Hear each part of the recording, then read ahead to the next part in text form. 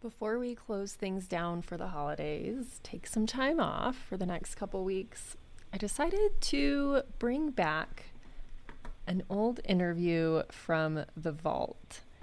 In this episode today, you are going to hear an interview from back in 2021. So please bear with the sound quality, the filler words, all the things from back in 2021, near the beginning of The Ambitious Bookkeeper.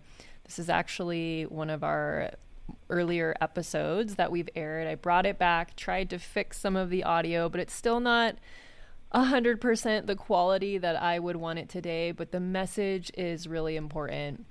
I have an interview for you today with Katie Ferro, the founder of Become a Bookkeeper. It's a program I talk about a lot for people who are wanting to build the skills of bookkeeping in Xero rather than QuickBooks Online. And so she and I recorded this episode. I actually had her in interview with me as a live inside of a round of the Bookkeeping Biz Workshops.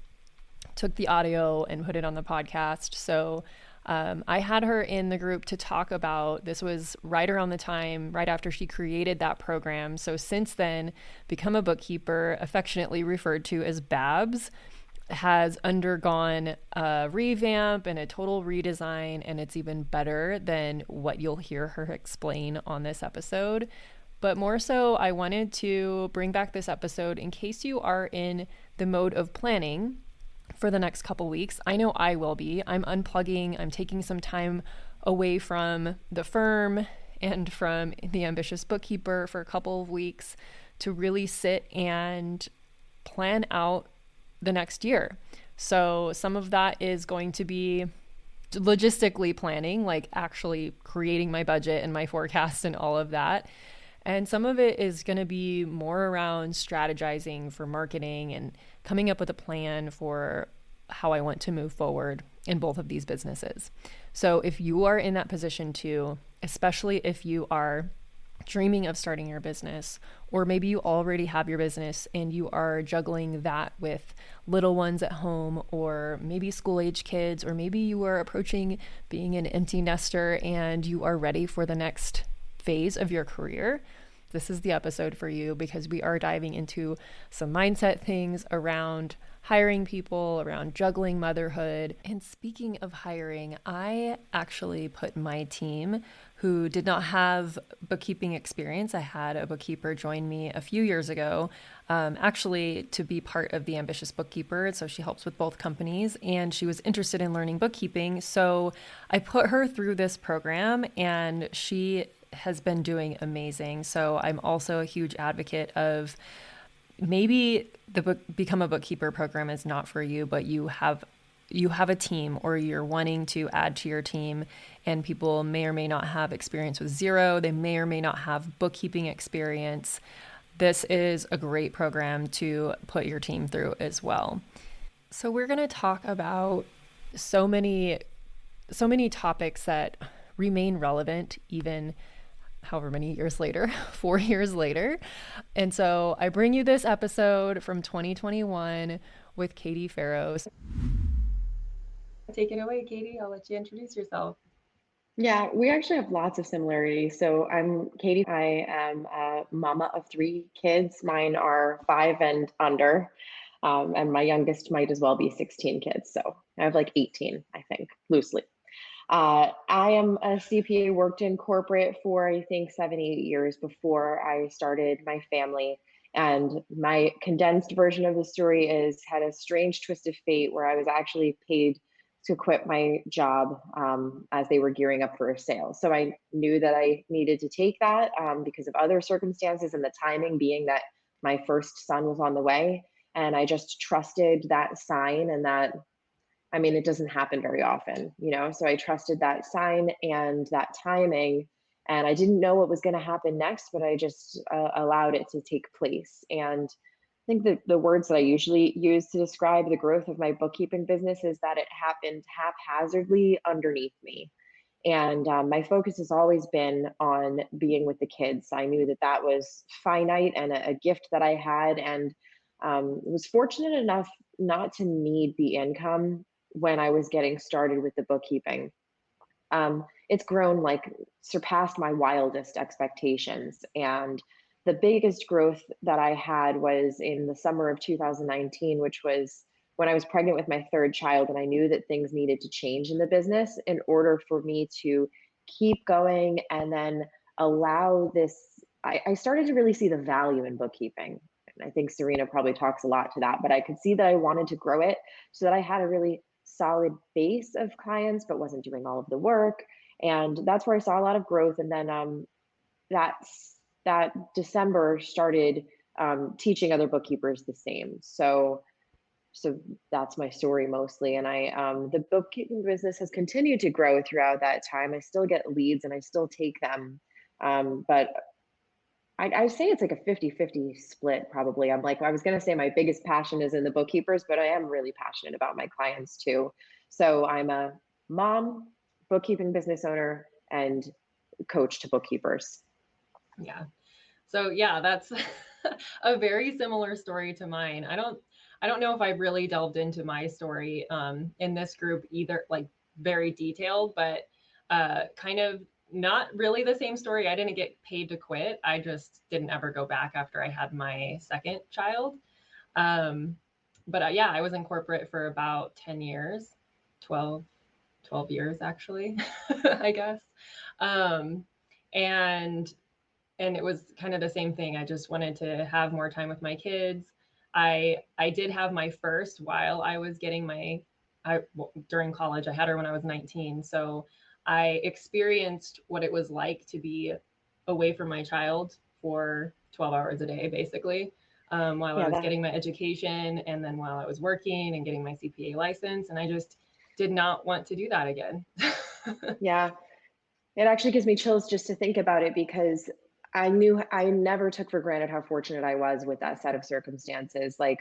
Because even I hadn't experienced it. And I think that's the thing that makes it something that gives me the goosebumps now. I didn't know. I knew that it would be hard, but I didn't know how hard. And I have never done both. I have not had one day where I got dressed and went to corporate and left a baby at daycare. I haven't had that happen. But I knew in those moments, especially because it was so fresh, at least for me, my first baby was the most jolting for me. So everything was harder then. People will say, I think we've talked about this, people will say, like, how do you do all of that and have three kids? And I'm like, in my experience, and this is just me because everyone's different, but in my experience, having the third, even with life being so much crazier, was easier and I could do more than having the first. I was in shell shock, survival mode with my first. Everything was new. And I think looking back that I had like some postpartum anxiety that I just thought it was motherhood. And maybe it Yeah. is.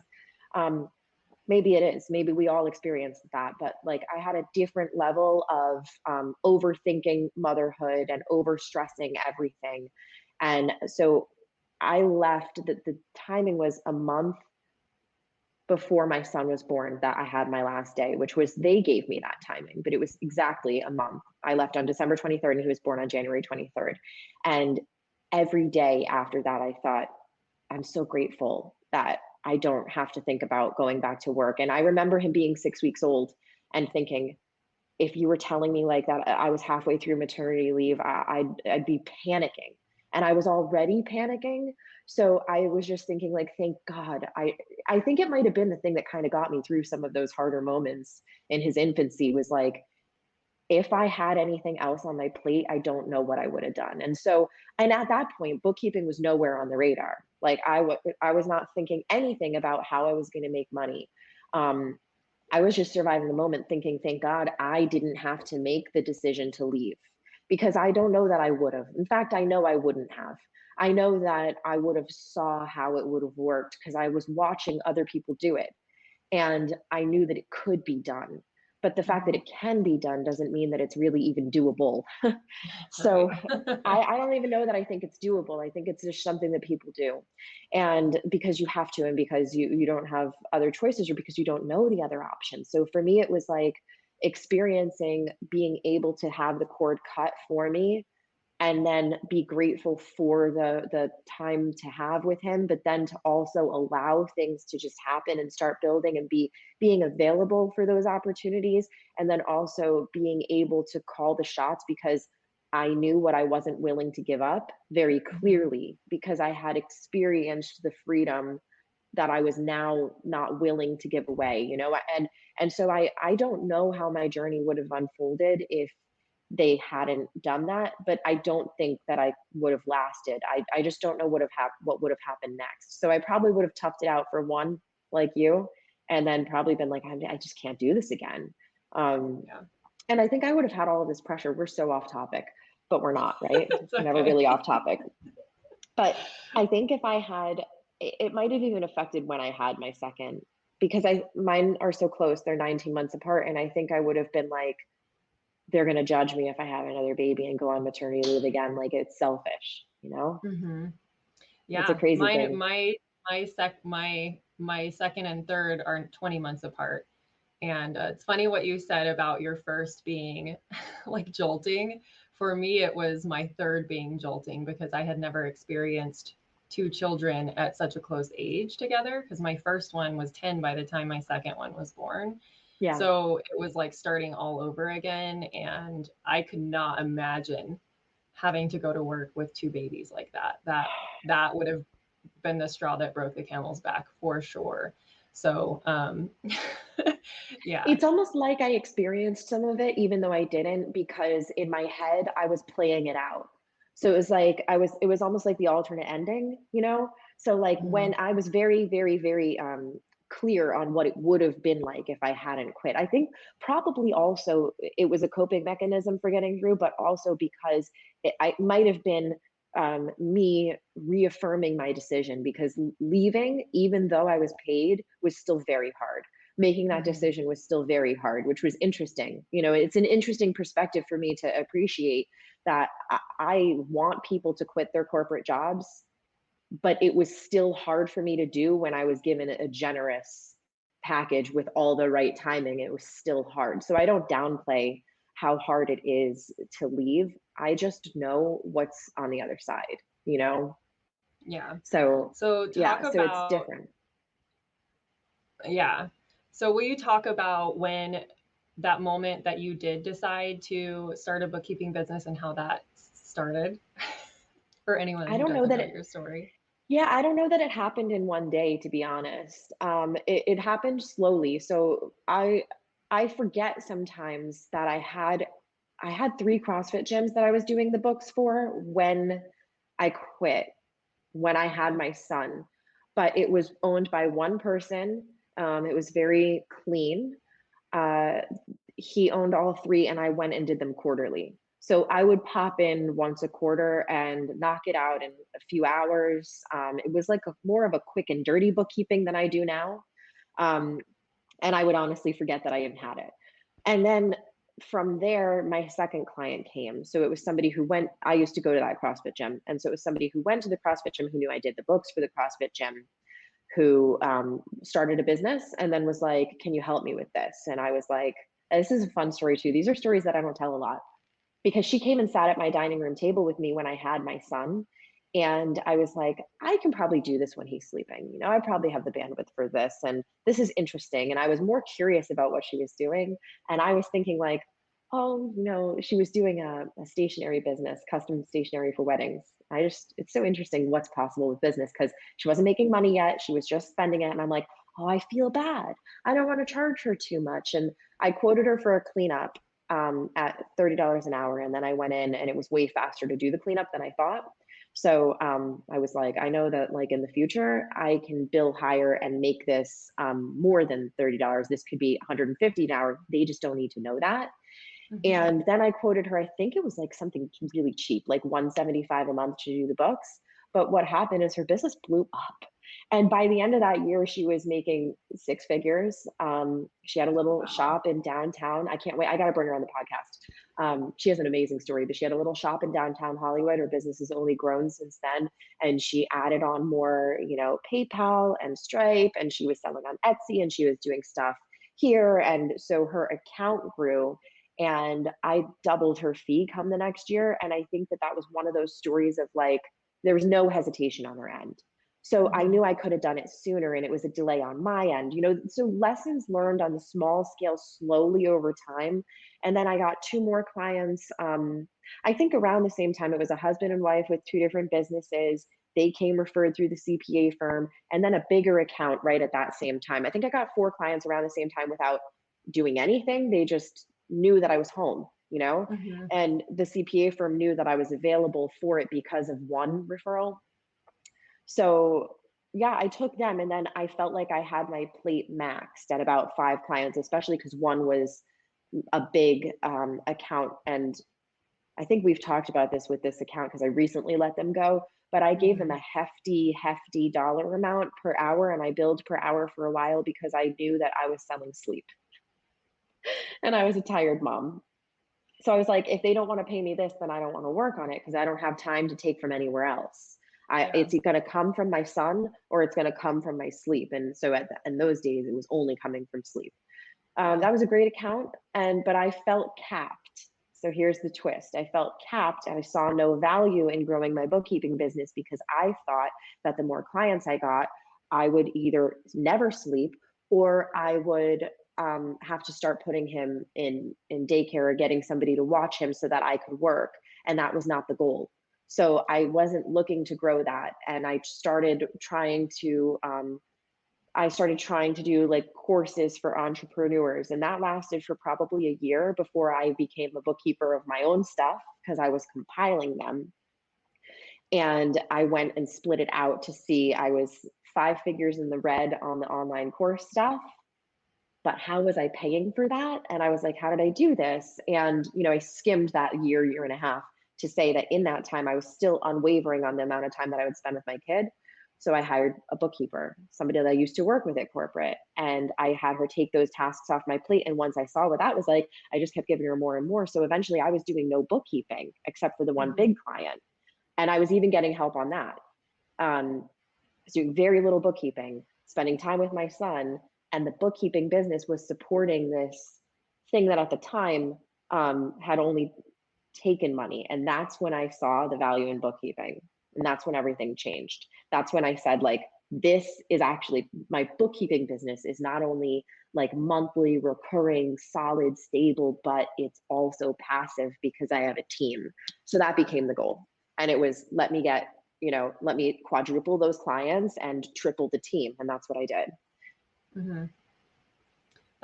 That's awesome. I hope that anyone listening is really inspired by that and realizes that you don't have to trade all of your time with your clients. Basically, I've pretty much done the same thing. I think I only had five clients before I hired somebody because I was in the same Right. position. It was either hire a babysitter for more Right. time, which I had already had a babysitter for a couple days a week, but I really actually had her for me time. Right. Which you should. Because I wanted to have time to go to appointments and go get a pedicure or whatever, because I had been, staying home for 2 years without like being in corporate anymore, not having like my own social life. So that's mainly why I had the babysitter. And then my client work started trickling into that time that I had the babysitter. And I was like, I don't want to add more babysitter time. It's actually probably easier for me to just hire a bookkeeper to take off the easier bookkeeping tasks. And so, yeah, I Yes. only had five clients and like three of them were quarterly. So wasn't much Right. being done. You just start small. I started just handing her one client at a time, doing bank reconciliations and coding, and then just went from there. Yes. So yes, it's the same exact thought process and also the same point. It was five clients, but I could see how five clients could take a week, like just a little here and there. But I only had a little here and there. Yeah, And me too. I think the first hire that I ever had in life was my cleaning lady. And it's the same one. She's fantastic. And she comes twice a month. And I think I'm going to bump her up to weekly because it's just so different when she comes. And that was because I took the big client. And so her rate, so she would clean while I worked. And I was getting paid close to 10 times more per hour than that. That's the way that I started thinking. And I'm like, if I'm not cleaning my house for 2 hours, then I'm profiting, this Mm-hmm. excess, Yeah. because that's a task I can get off. So, and that absolutely works that way, so she allowed me to have the time back, so that didn't come from sleep, and so that my house was still clean. Because I'm sure that other people, especially when you're trying to work from home, in those days I was working from the couch looking at the dishes that were calling my name while my son was napping and saying, I have a choice right now for this hour, I work or I do the dishes. Yeah. And I'd be looking at them and it was hard. Now I don't look at them because I'll want to do the dishes first. But yeah, she was the first, and then the babysitter came next, so that I could focus and get a lot more done. So the productivity that you can have 3 hours with a babysitter versus 3 hours from 8 to 11 p.m. is very, very different. You'll get like 3 times more done. You'll feel good.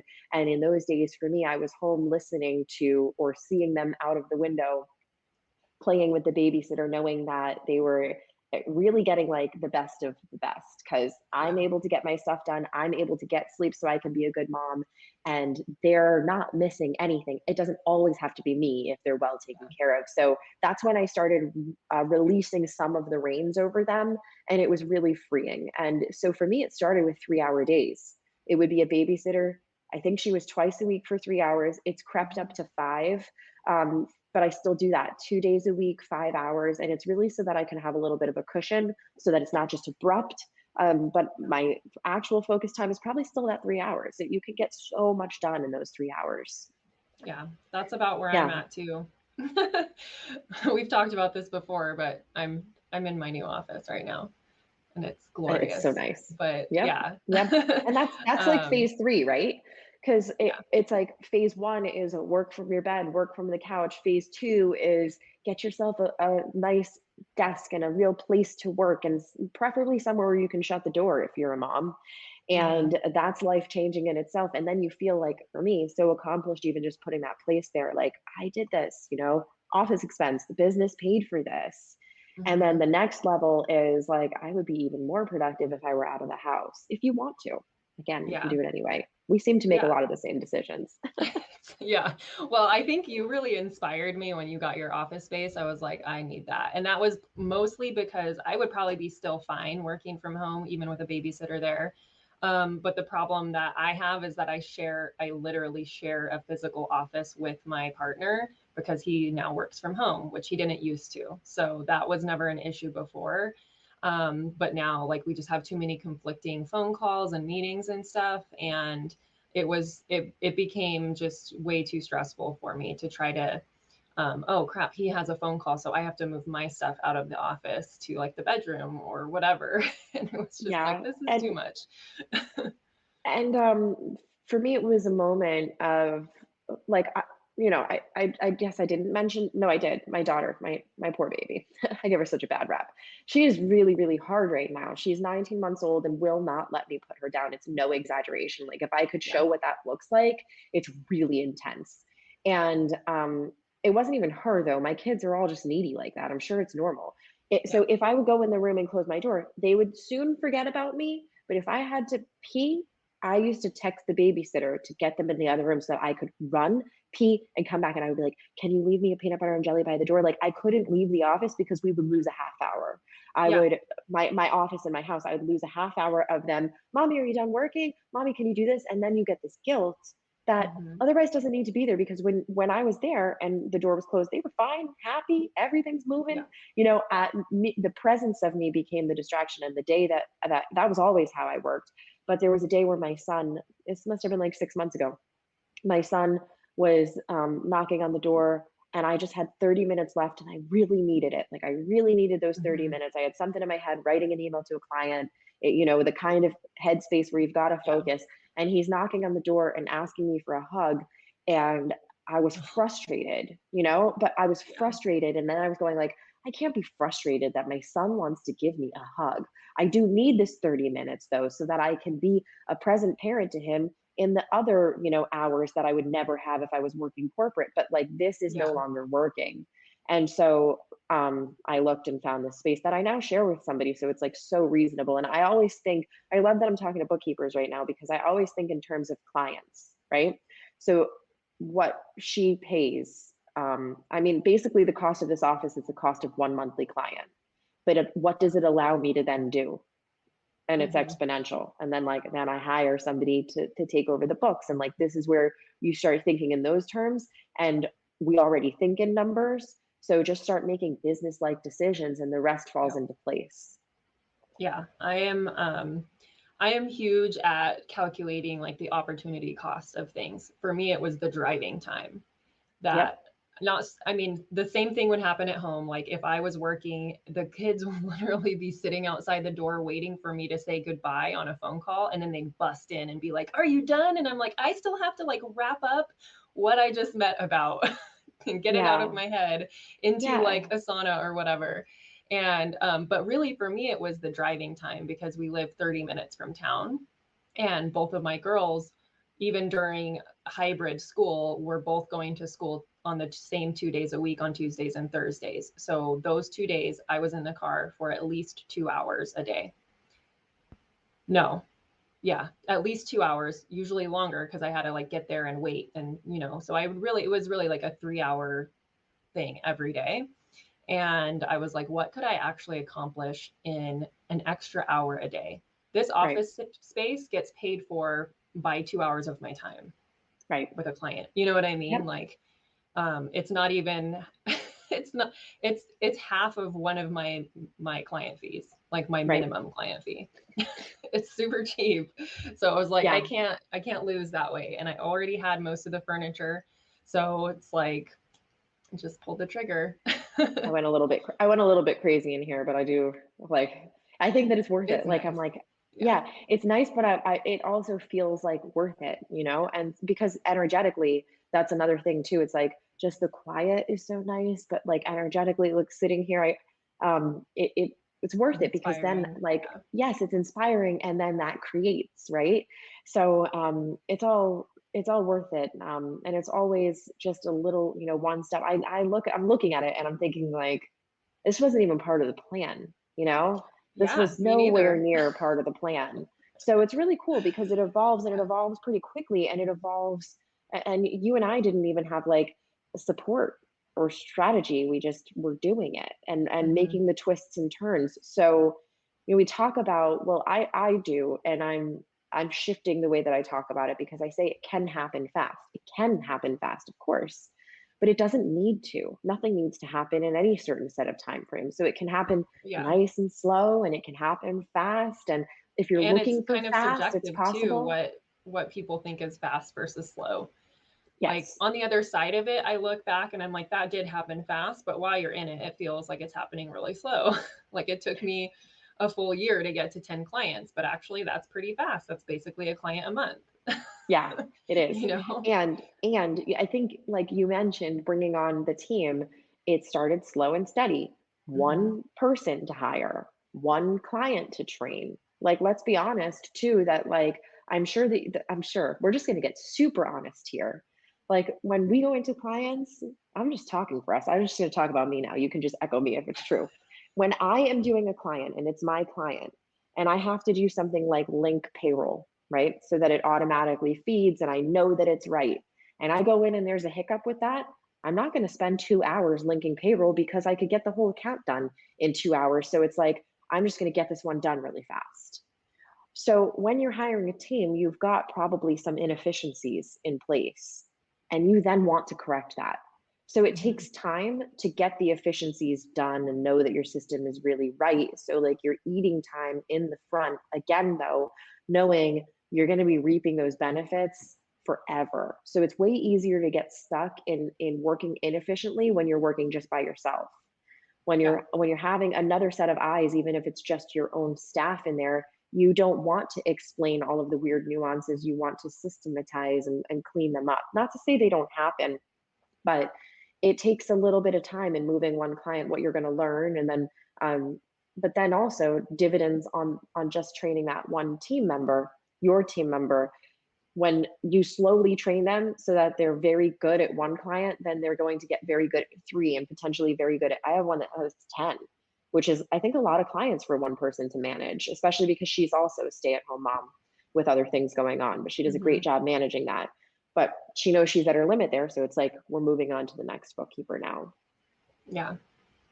Yeah, I agree. It is a lot of time investment up front, like up in the front, Yeah. up front, but it does pay off because then like if you just dedicate the time to getting your system set up and your process and coaching your bookkeepers the way you Right. want them to do things, then you rarely have to revisit that after Right. that point. Right. And I do this thing where like I pop in, every so often. I don't necessarily, I always say I'm going to put a schedule on that and I don't. It's like if something happens or if I feel like I'm, losing a little bit of familiarity with the client, then I'll pop back in and look. But you're really just adjusting at that point, and it doesn't take much time, and it's just so nice. Mm-hmm. It's so necessary to really, I think, live the life that you want. It's with what we're really trying to do here. I think it's necessary to hire a team. Mm-hmm. Absolutely. Yeah. And the other side of that too is being able to not be the only one that your clients talk to. Yes. And if something ever happened and you needed to step away, there is continuity because they're already Right. used to working with another bookkeeper and all that kind of stuff. I still talk Yes. to all my clients. I Right. don't meet with all of them every month anymore. I have my client manager doing some of the meetings. But eventually it'll get to the point where I'm only meeting with them maybe quarterly or annually. So Right. Right. Or just even as needed, like I'm yeah. here, or like, you can then engage instead. Cause a lot of mine, I'm there and they know it. And so they might just pop out with a question, or they'll email back with a question on their report. And then they're copying both of us. And I usually want to respond to those. But again, I think I'm grooming like my head bookkeeper up to, I always loop her in so that she can see what those responses look Yeah. like. I always then hop off on Voxer and explain to her why I answered that way, so that eventually Mm-hmm. she'll be able to make those decisions and understand things too. Yeah. Yeah. We do the same thing. So, what I actually brought you on to talk about is there were some people. So sorry, everyone, you got our life stories and how similar they are. But I what have a I feeling wanted to that bring you, what was I have a that? feeling it was needed. I have a feeling it was needed, so I just was going with it. I'm like, this is a unique way of looking at it. I think it's good and Yeah. honest. Yeah. So number one is that like now you guys, a lot of you probably already follow both of us, but like we technically could be considered competition, but I don't really view things that way. And I always like to give people other options in case they, for some weird reason, don't like my style. They have Strange. another option that's pretty much the same, but whatever. To learn from. And also Katie just came out with another program that is for people who don't yet have an accounting education or a background but want to do bookkeeping. And so I wanted to bring her in to talk about that in case any of you are interested in that, because I do know there were some people that were in these workshops that reached out and had expressed a little concern that like they felt really behind because they didn't have the corporate experience.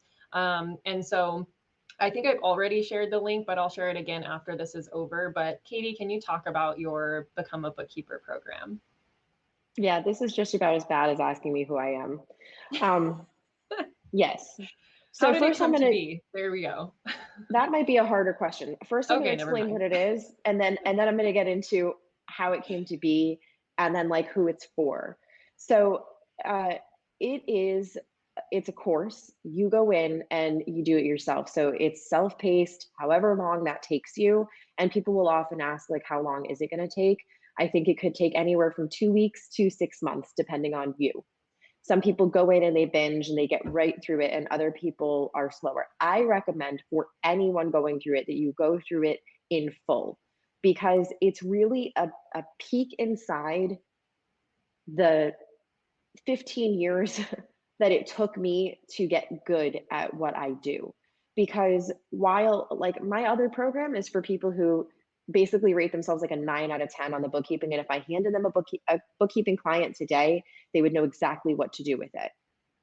You may be competent in being able to learn, but inside become a bookkeeper, you're going to be able to condense the amount of time exponentially, because I compounded what you need to know about accounting the tax questions that you're going to have to learn how to navigate, even if you don't do taxes like I don't, you're going to talk about tax and you want to be able to have a competent conversation about it. And I think that I constantly was hearing that people would be nervous about, what if my client asks me this? So in there, I talk about the things that your clients will ask you and how to respond to them competently without needing to know all of the answers, but also being educated. So it's 3 phases. It's learn, shadow, and apply. And in learn, you'll get a refresher of basically accounting 101. I actually took a textbook because I was thinking, how do I teach accounting better than accounting? And then I'm like, I don't. So I picked a textbook for service-based businesses because I think beyond that, it's too deep for me to feel like I can teach it to you and really stand behind sending somebody who doesn't have an accounting degree in to do an accounting job. I think you should probably steer clear of complex entities. The good news is there's plenty of demand in simple ones. Yeah. So what I show you is simple business.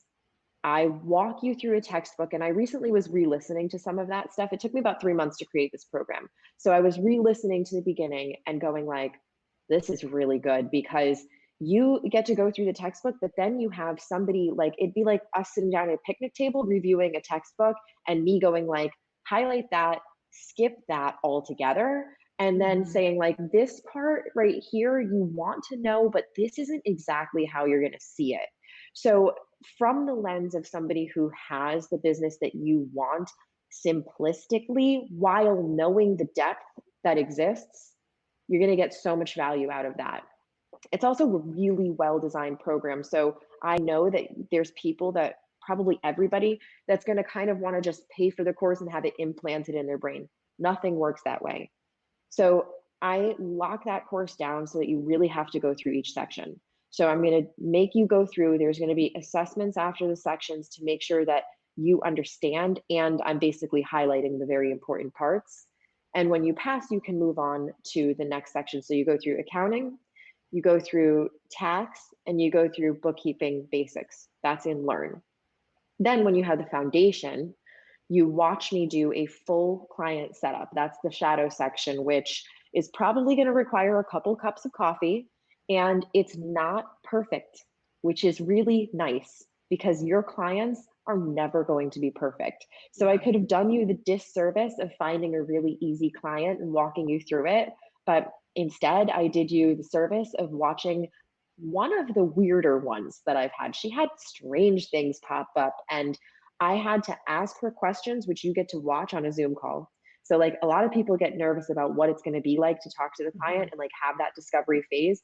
You get to watch us. She allowed me to put that in there. So it's a Zoom call with me and the client while I clarify things about her business, ask her relevant questions, dig deeper. Some of them I answer, I think it's going to go this way, and then you'll watch later, I change my mind. So I think for you, it'll be good to hear me walk through why I asked those questions, and then also that I even changed my mind. I didn't have to have the right answer up front. And even when I made my decision, I still backed it with, run this by your tax preparer and make sure they agree. And so you watch me hop on and connect her in Xero, link all of her banks. We had some trouble with that. You always will. So making peace with that is good. You're always going to have a little bit of trouble. And then once she hopped off, I broke it out in sections and I went through each part in order. You get checklists and guides, but you also get to watch me do the setup, every single transaction for all of 2020. So January to December, I went through every one of her transactions in order. You watch me reconcile it, the flow of how to tie it out, tax return tie out, everything. And even when that's complete, then I do her first month of January 2021, because it's different to do the setup than it is to do a month of books. So you watch me do maybe 7 hours of setup, and I should go back and quantify. It might be 10, but it's not 30, it's something manageable. And then you watch me do the first month of books, which is a different process, but should also go like, okay, it gets easier, because the setups are usually where you have to take your time. And again, checklists and guides and resources. And in the learn stage, I point you back to the authorities too. So I'll have some conversations where I say, like, here's the general information on this. Here's where it can get complicated. You can either avoid this altogether by taking only service-based solopreneurs like I'm showing you, or you can dig deep into the authoritative way to learn this properly. Because I can't teach you everything about accounting in an online course, but I can teach you how to be a right. I can teach you how to be a competent bookkeeper for an in-demand, easy industry, and that's what Babs is. That's become a bookkeeper. And then in the third stage, because this is really like what I thought the program would be. And then when I finished, I said, that was a bear. That was a little bit crazier than I expected, but accurate. And so again, I could go back and try to find an easier client to deliver the promise, or I could really deliver the goal, which is make sure that you can drive that home. So I had a lot of fun creating a very well-designed practicum where I took real data, but stripped and edited it so that it's nobody's real bank information, but you can play with it. Like, I made mock statements. You'll be shocked. I did it in Google Sheets. They look like real Bank of America statements. So you've got Stripe and PayPal data, credit cards, and payroll, and whatever else I'm missing, checking accounts with statements, with transactions in CSV files, so that you can take that data and import it into Xero and test your knowledge. So you get source documents and transactions. You open up a trial account of Xero. And I do that intentionally because I want you to finish that in 30 days, because it shouldn't take anywhere near 30 days to do. Maybe 2 in-depth days. But so you should be able to do free trial, get it done, and then you get to test your knowledge by pulling reports and entering the information you got off the reports to compare it to my reports. Because if we have differences, something's different. And then after that's done, you get my answers, and then you get to unlock an answer key where you watch me again go through the practicum, so you can compare what you did to what I did. But I force you to struggle before I give you the answers so that you don't peak, because you won't learn by peaking.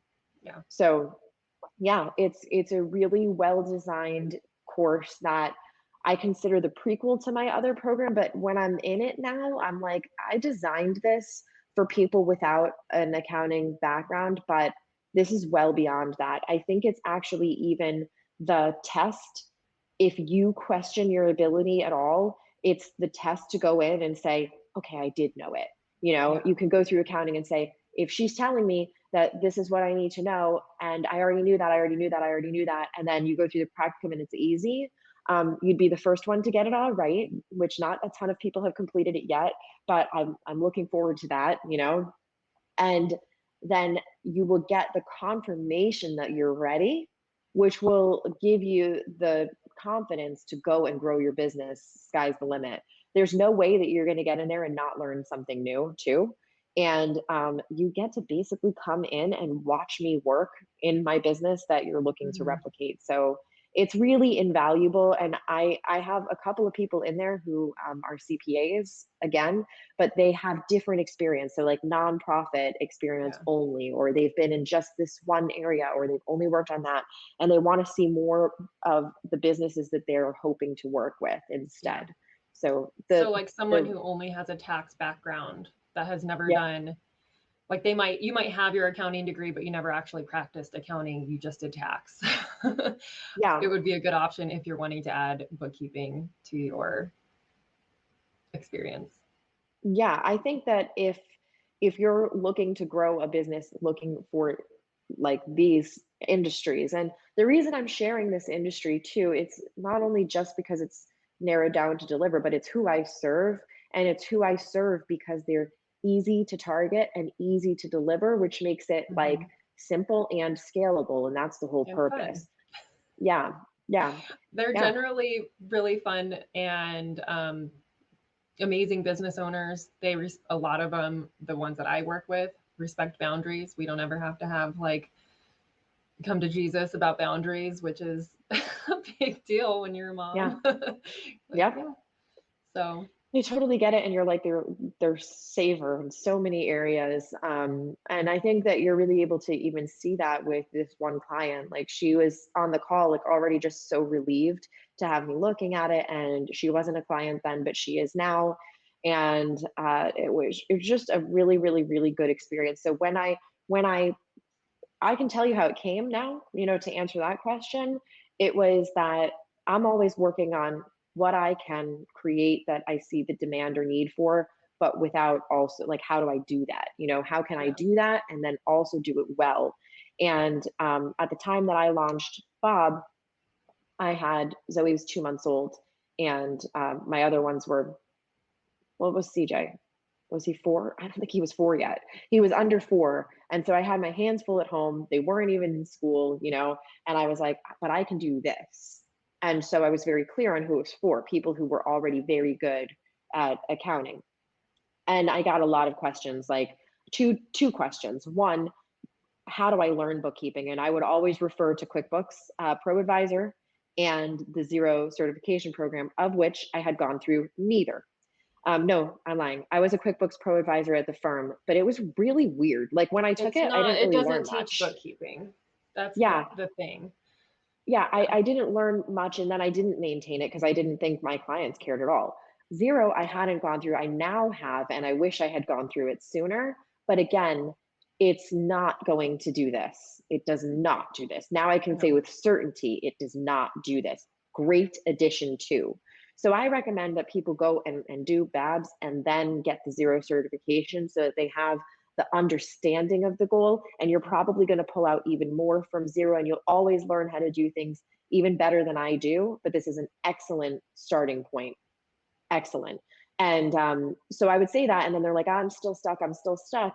And then they would say, can I come work for you? And I'm like, no, like, no. And for a lot of reasons, I don't have the time to train somebody else. I don't want to invest in somebody who then wants to grow their own necessarily, not directly, not as the immediate goal. But also sometimes it's just like, well, what are you experiencing? And I don't think that this, like working with me or for me, is the thing that's going to get you what you want. But like this would be, and you can do it. So it's the solution. And I just knew it. And when I quit my biggest client, I had the time then to create it. And I was getting a lot of questions and demand for it. So I was like, okay, I'll create this. And I spent 3 months of lots of work involved in creating it. But while I was in it, I'm like, all right, this is way bigger and better than I expected. And it will only continue to get bigger and better. I have in the summer, it's scheduled. I've already got her retained to go through and be revamped by, I don't know what she calls herself, course designer, but she's really like, she makes sure that it's really well done for all learning types. And we went through the framework of what she's going to change, and it'll further enhance it.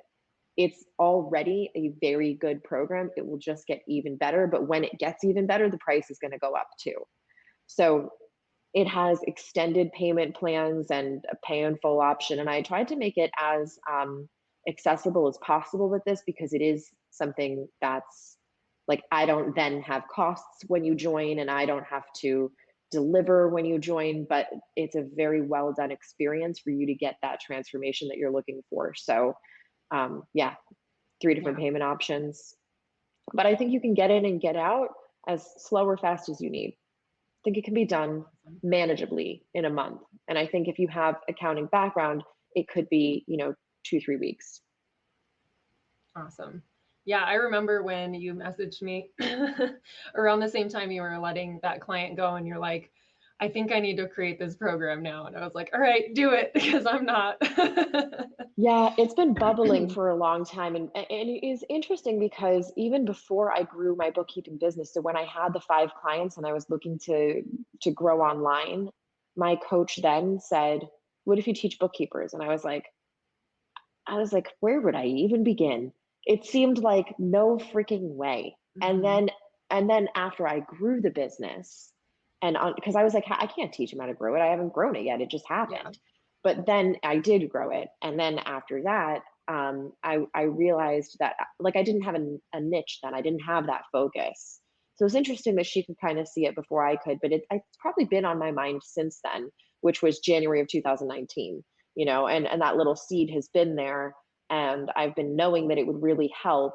And it had to be like when I had the time and the clarity, which is Yeah. now. So it's there and Mhm. it's ready, and it's ready whenever anyone is, and they can hop right in and get to work. Awesome. Beautiful. Well, if anyone is watching that has questions about the program, please drop them in the comments. And then I'll probably let Katie go. I had only allocated like 30 minutes, but of course, I should have allocated a whole hour. Especially with me. That's okay. That's okay. It's always really fun to catch up with you and talk about things. There was one thing I was going to bring up, and now I totally spaced it out. But oh yeah, I felt when I started my bookkeeping business, I knew I wanted to teach other bookkeepers too, but I knew there was already other programs out there that really supposedly go really in depth on the bookkeeping. So I decided to just like focus on advanced type stuff. That way, just because like I have so much knowledge from corporate that um, if you decide to leave corporate when you're a staff accountant, say, instead of leaving when you're a controller like I was, there's a huge gap of things that you're going to miss out learning. So I'm filling that gap for my students basically. So I do the business building stuff too, but also like financial statement analysis and other things that, and budgeting and things that you won't necessarily learn if you decide to leave corporate as a staff accountant, which is, Nice. I think, like I sometimes I kick myself for not leaving way back then when I had that dream, but also then I wouldn't have this knowledge to share with you guys. So Yeah. Yeah, there is that because I'm just going to echo that too in different phases, which is like I always I always like to just trust in the process and the timing and the journey, wherever it mm-hmm. leads us. And while I might have been able to leave earlier, it was all in perfect time, and without all of the experiences that I had, I wouldn't be here.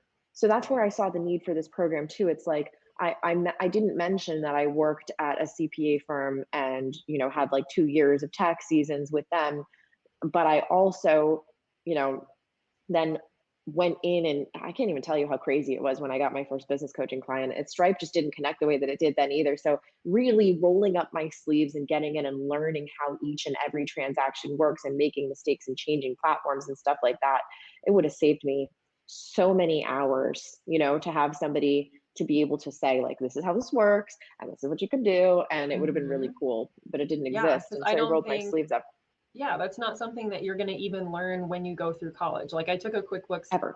class in college, but back then there was no bank feeds or anything like that, so you didn't have to struggle through that. We didn't do bank feeds in corporate either. Like we literally entered each transaction by hand, like data entry. So the technology is so different now that like I just had to figure it out when I started my business, and that's where you and I can help speed up the process, I guess. Yeah, So, and I think a lot of tax preparers too, they take the numbers to do tax returns. And mhm. so they'll either take statements and kind of back into things, or they'll expect the business owner to do it. But like CPA firms they don't do books like this. They definitely don't do Mhm. books like this. No, when And I worked so at the CPA firm, we just took ending balances and like popped them into plug, a trial balance to get yep, there we financial go. statements. Yeah, or like asked and then made it work. So it's just not the same. I received a client inquiry today or yesterday from somebody who said that that's their experience right now. And they're like, I get this stuff from last year. It doesn't tell me anything. I don't know what's going on ever. And she makes a lot of money, but she has no real handle on it. So that's what we're able to fill. And the way that we're able to fill it and run our lives the way we want is to have efficient processes, a clear understanding of what we're working on and who we're available to work with on the client's side, and then a process repeatable enough to train to a team so that we can, lay the groundwork, but within a couple of years, really be reaping the rewards of the time freedom that we're looking for. Mhm. Yeah, it doesn't just appear automatically unless you do just take it really slow. Like you don't overload yourself with clients from the beginning and just bring them on slowly as you're building your process. Then you can maintain, like that has always been my goal. Like I Right. think you posted something about this the other day, or reshared a post of you don't have to quit your full-time job and work a full-time job, or build your business full-time hours to make what you made full. I don't know. I'm totally botching Yes. it, but you know what I'm saying, right? Yes. Well, I had somebody, now we're totally riffing, but it's okay. If you guys are bored of this, you can go, but otherwise we'll hang Yeah. out for a couple more minutes. And just say that, like, I had somebody in my program who said she was feeling discouraged, and she's like, I'm working a lot, and she already is a mom, and she's like, I've realized that in order to not, like, these weren't her words, but not burn the candle at both ends, I only have 10 hours to grow my business. And I was like, only? Like, you can totally grow your business in 10 hours. And then what I said is, not only can you grow your business in 10 hours, but when you grow it to the stage that you want and you quit your job, you can put a hard boundary in place to never let it exceed that. You Yeah. can make decisions to make it always work that way. You might not have the income that you desire in that 10 hours today, but you can absolutely grow it in that time and maintain that time. I think it's very easy for us, those of us who come from corporate or just a hustle background of any kind. This was ingrained in me from restaurants. Did you say that you did or didn't work in a restaurant? I I did. feel like we've had this conversation. Yes, of course you did. Of course. Yeah. Why am I asking?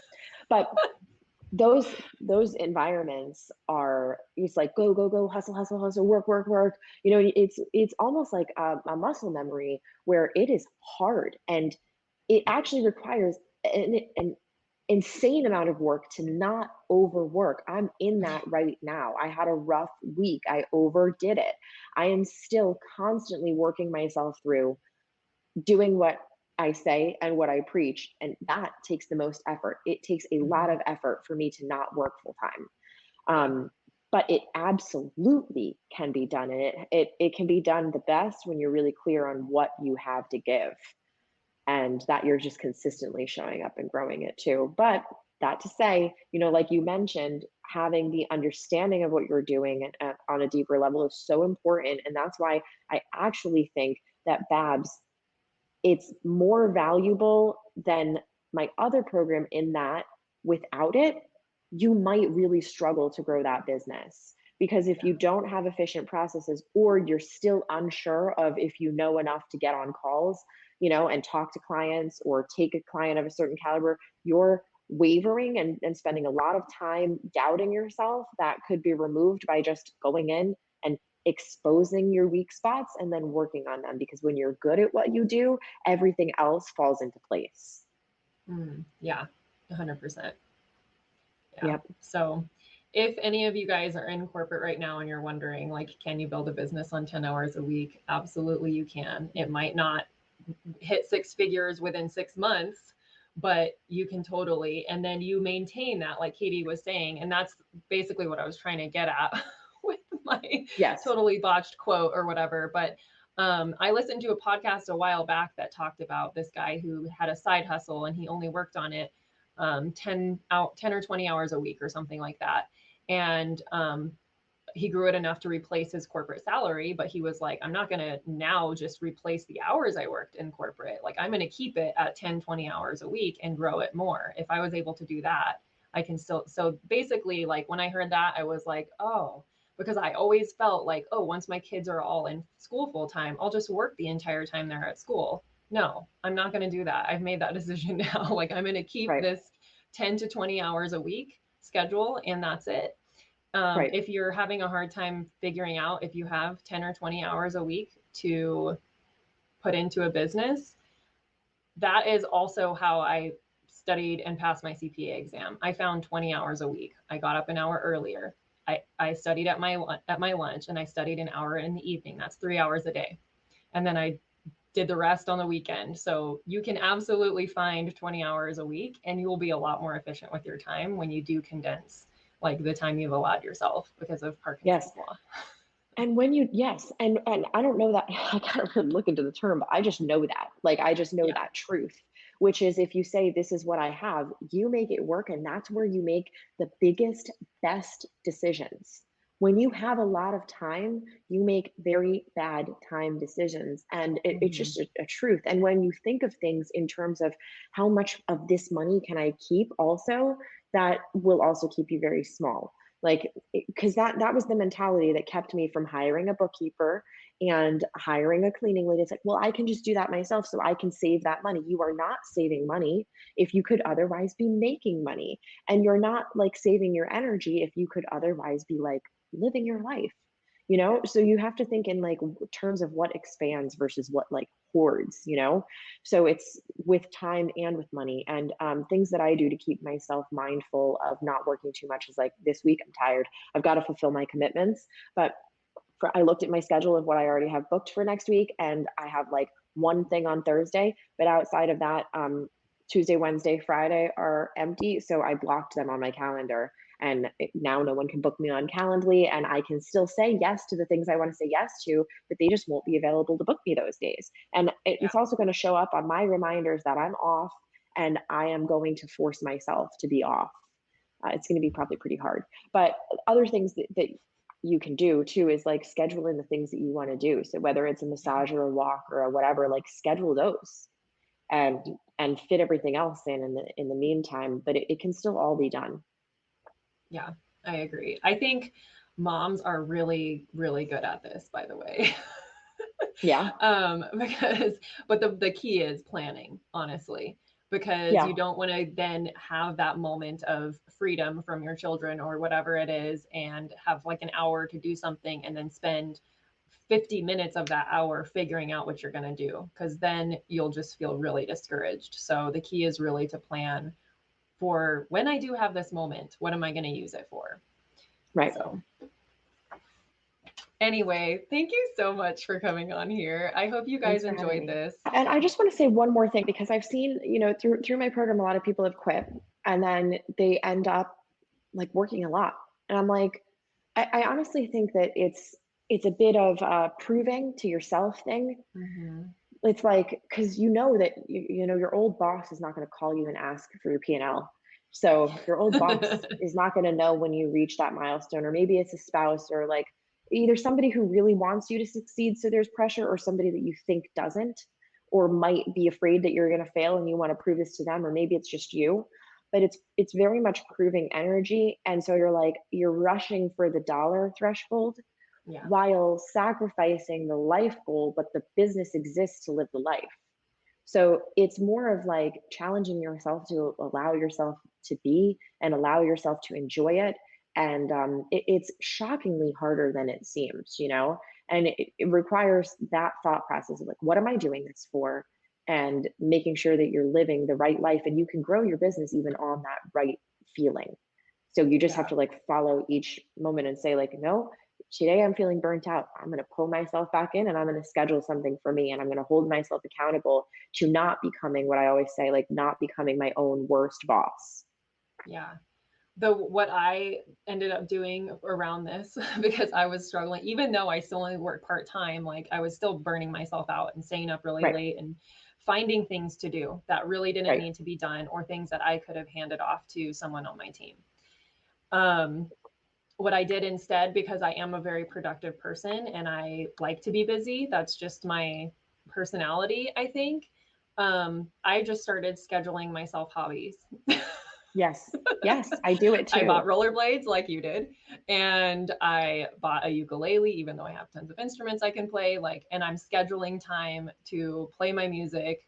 I bought a recording microphone. I'm gonna learn recording software and start recording with one of my friends from high school. And like, I'm committing to other things that are not my business, because I know this about myself. I need to be busy, and I also need the accountability. So, but there are things that I enjoy that aren't work. Yes, I feel that very much. And it just becomes routine. So, like, when you get into a routine of overworking, then you want to continue to overwork, or you're thinking about this to do list. And like, it does always get done, though. So, I've been doing the same thing of like, right? Like last night, I was just like, I'm scheduling the time off. And then when I can come up for air, I'm probably going to schedule a little like activity for me and my daughter every day, so that today is the day that we go rollerblading. It gets really frustrating when then it rains. And then I'm like, oh, so you got to have a backup plan if it's weather permitting. But yeah, it's so funny, like to even think that that is a challenge, but it is. Yeah. So, but it just takes mindfulness in reeling Hmm. yourself back in and remembering what this is for and allowing yourself to enjoy it. It's deconditioning that corporate mentality that it's just a state of being, you know? Yeah. Yeah. You get used to, my therapist told me that like when you are used to living in that like hustle, your cortisol is always up. So you actually get used to feeling stressed. And so when you have downtime and you're not feeling stressed, you don't know what to do because you're like, where's the cortisol? Yes. So take it, leave it, whatever. But Yeah, it's that was chemical. It definitely is. me. Yeah, it makes So sense. So we just have to work to recondition that. yeah. Oh, Crystal says that's so important. Been working between working at 9 to 5. That has nothing to do with bookkeeping and getting this off the ground. I've been neglecting anything I find fun. And there might be seasons like that, honestly. To just recognize that it's a season and it's not going to last forever. But if it helps to schedule in some fun things, go ahead and do that too. At least you're Yeah, recognizing it. yeah, because like you said, with finding an hour, I believe that you can find an hour for yourself too. So it's just a balance of that. And then I have seasons like the 3 months where I was creating Babs.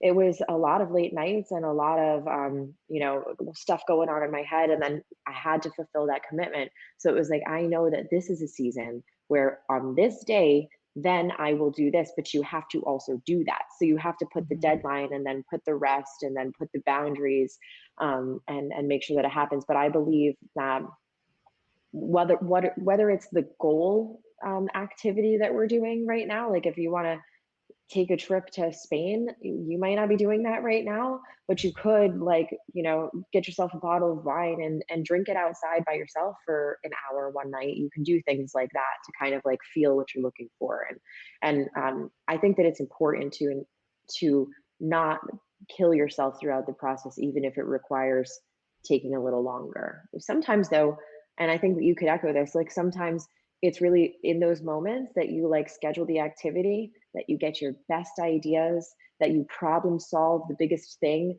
Like you really need to make space for that to be able to move forward. You can't move forward by doing and pushing through everything. Yeah, absolutely. The I have an example of this from just the other night. I'm onboarding a new client and I'm catching up 3 months of information. But as you know, when you set up a new client on Stripe and PayPal, if you have to go that far back, the feeds don't go that far back. So I had to import PayPal and Stripe. And PayPal was a beast because it always is, because there's ins and outs and all the things. And I was like, oh, working on it late at night and my brain just stopped working, and I was just like, this is going to be so hard, but I'm just going to walk away from it for a couple days to figure out what mistake I made. And yesterday I jumped back in it when my mind was fresh. I was in my office. I finished what I had been just like spinning my wheels on for like an hour one night, which is a long time when you don't have a lot of time. Right. I finished it in like 15 minutes. I just like had a fresh set of eyes and was like, oh, so easy to see. Boom, it's done. So that would not have been possible if I had just kept trying to push through it. It would have taken an Totally. extra 6 hours probably. So Yes. And then like maybe breaking something else in the process. You ever like delete yeah, something that you think is the I problem and then it's totally not? did that. And you actually like get worse and worse. But like you mentioned, I'll just bring it back to Babs again. That Stripe and PayPal stuff, because this was an old example, that's stuff that I show in Babs. Yeah. So like I have to how you get the old data in for Stripe and how you get the old data in for PayPal, and then what that looks like when it's working properly, all of this stuff.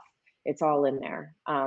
She even had some working capital loans and some balance transfers, and it was a very robust example, but also doable. So when you go through the enrollment application, it asks you questions, makes you acknowledge certain things. And if all looks well, then you get an automatic acceptance and the links to purchase right there. And if anything, there's anything deeper, you have a question, you have an ability to put that in there. I'll respond through email and approve or tell you what I think, might be the better solution for you.